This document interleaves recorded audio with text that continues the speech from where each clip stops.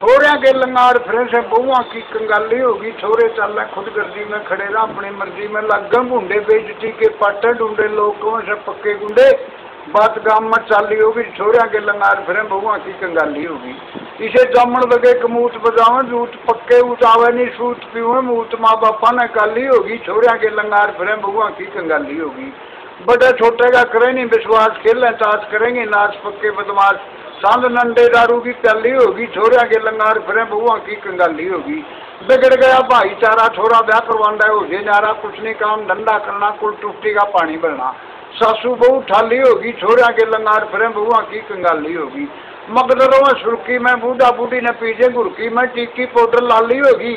छोरिया के लंगार फिर बहुआ की कंगाली होगी। गर्म राखंड पट्टा रबड़ बांध के कर लें चुंडा कट्ठा तड़कन कुआरी जी दो फरन वैली होगी। छोरिया के लंगार फिर बहुआ की कंगाली होगी। अकी बाईसा सोधी में बटे अंडे दे दें गोदी में और वाशिंगटन नई स्कीम चाली होगी। छोरिया के लंगार फिर बहुआ की कंगाली। खुद की बनाए